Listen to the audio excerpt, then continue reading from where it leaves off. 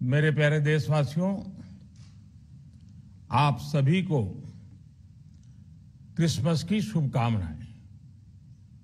हम इस वर्ष के अंतिम सप्ताह में हैं।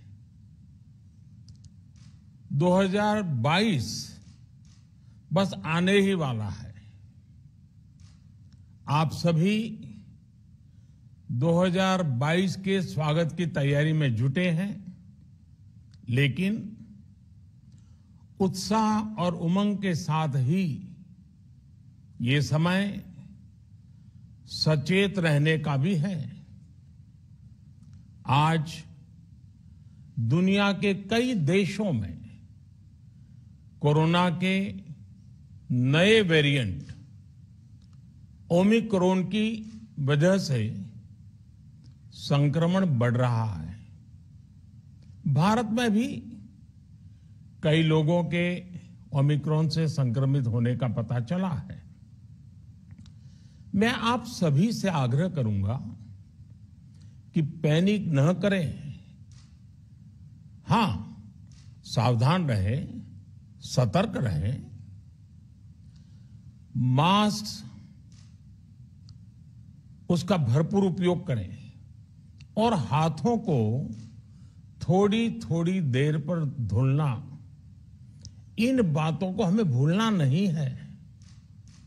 आज जब वायरस म्यूटेट हो रहा है तो हमारी चुनौतियों का सामना करने की ताकत और आत्मविश्वास भी मल्टीप्लाई हो रहा है।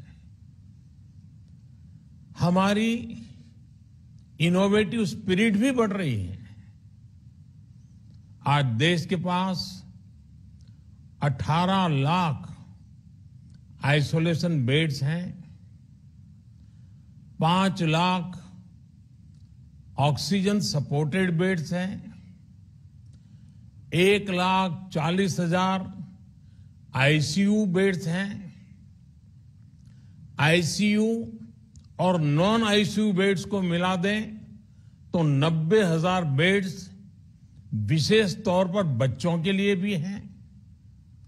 आज देश में 3,000 से ज्यादा पीएसए ऑक्सीजन प्लांट्स काम कर रहे हैं। 4 लाख ऑक्सीजन सिलेंडर्स देश भर में दिए गए हैं। राज्यों को जरूरी दवाओं की बफर डोज तैयार करने में सहायता की जा रही है। उन्हें पर्याप्त टेस्टिंग किट्स भी मुहैया कराई जा रही है। साथियों, कोरोना वैश्विक महामारी से लड़ाई का अब तक का अनुभव यही बताता है कि व्यक्तिगत स्तर पर सभी दिशा निर्देशों का पालन कोरोना से मुकाबले का बहुत बड़ा हथियार है। और दूसरा हथियार है वैक्सीनेशन। हमारे देश ने भी इस बीमारी की गंभीरता को समझते हुए बहुत पहले वैक्सीन निर्माण पर मिशन मोड में काम करना शुरू कर दिया था।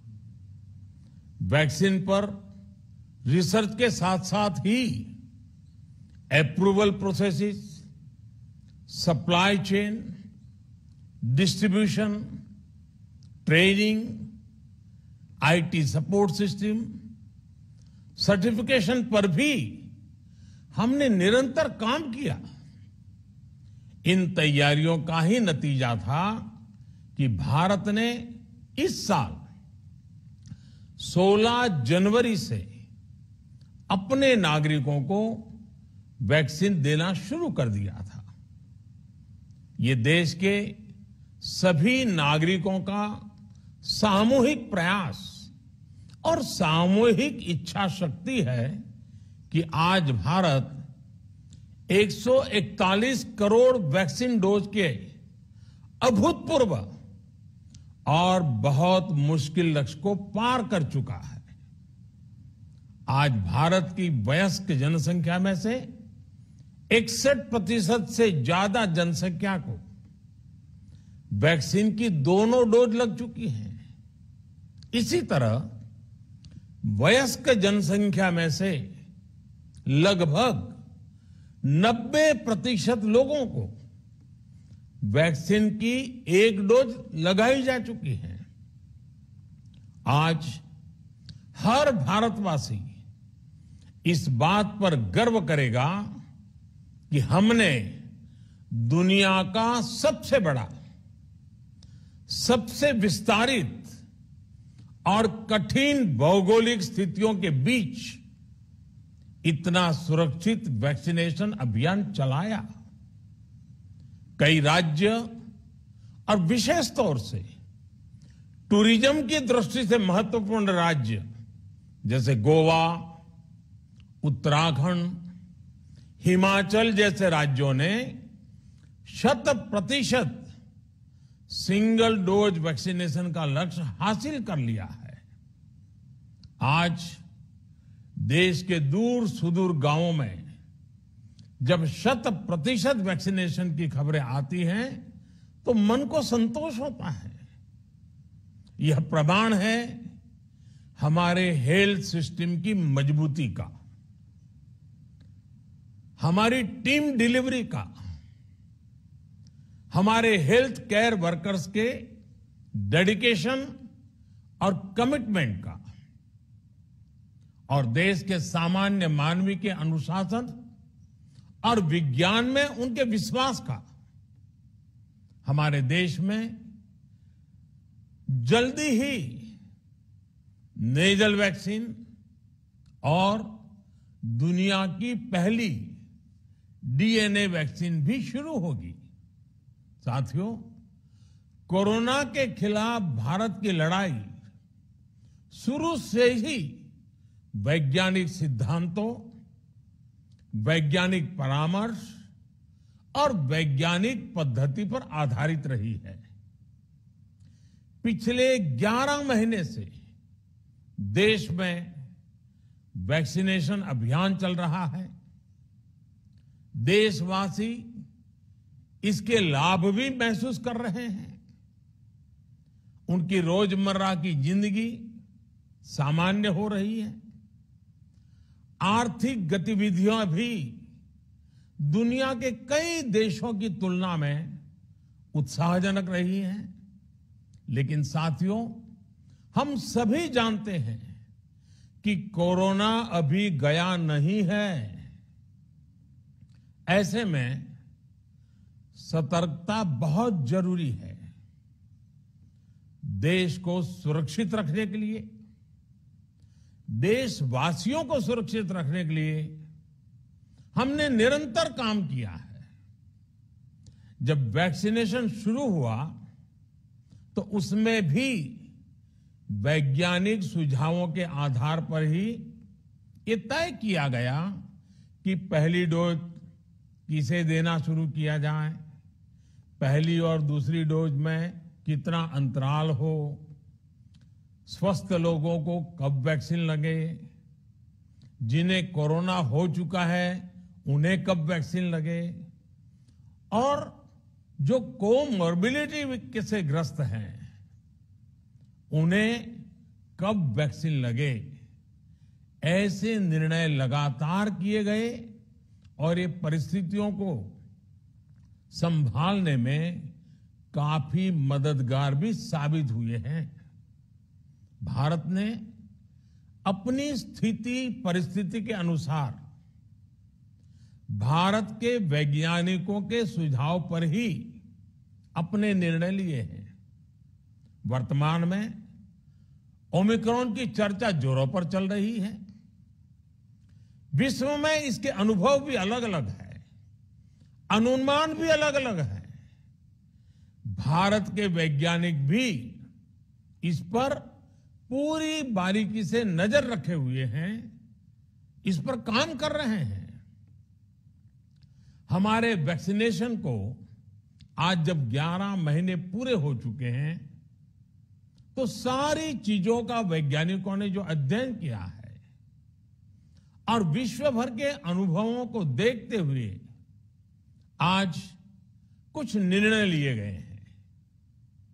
आज अटल जी का जन्मदिन भी है, क्रिसमस का त्योहार भी है, तो मुझे लगा कि इस निर्णय को आप सबके साथ साझा करना चाहिए। साथियों, 15 साल से 18 साल की आयु के बीच के जो बच्चे हैं, अब उनके लिए देश में वैक्सीनेशन प्रारंभ होगा। 2022 में 3 जनवरी को सोमवार के दिन से इसकी शुरुआत की जाएगी। ये फैसला कोरोना के खिलाफ देश की लड़ाई को तो मजबूत करेगा ही, स्कूल कॉलेजों में जा रहे हमारे बच्चों की और उनके माता पिता की चिंता भी कम करेगा। साथियों, हम सबका अनुभव है कि जो कोरोना वॉरियर्स हैं, हेल्थ केयर और फ्रंटलाइन वर्कर्स हैं, इस लड़ाई में देश को सुरक्षित रखने में उनका बहुत बड़ा योगदान है। वो आज भी कोरोना के मरीजों की सेवा में अपना बहुत समय बिताते हैं। इसलिए प्रिकॉशन की दृष्टि से सरकार ने निर्णय लिया है कि हेल्थ केयर और फ्रंटलाइन वर्कर्स को वैक्सीन की प्रिकॉशन डोज भी प्रारंभ की जाए। इसकी शुरुआत 2022 में 10 जनवरी सोमवार के दिन से की जाएगी। साथियों, कोरोना वैक्सीन का अब तक का ये भी अनुभव है कि जो अधिक आयु वाले हैं और पहले से ही किसी न किसी गंभीर बीमारी से पीड़ित है, उन्हें प्रिकॉशन लेना सलाह योग्य है। इसको ध्यान में रखते हुए 60 वर्ष से ऊपर की आयु के कोमॉर्बिडिटी वाले नागरिकों को उनके डॉक्टर की सलाह पर वैक्सीन की प्रिकॉशन डोज का विकल्प उनके लिए उपलब्ध होगा। ये भी 10 जनवरी से प्रारंभ होगा। साथियों, मेरा एक आग्रह है कि अफवाह, भ्रम और डर पैदा करने के जो प्रयास चल रहे हैं, उनसे बचना चाहिए। हम सभी देशवासियों ने मिलकर अब तक दुनिया का सबसे बड़ा वैक्सीनेशन अभियान चलाया है।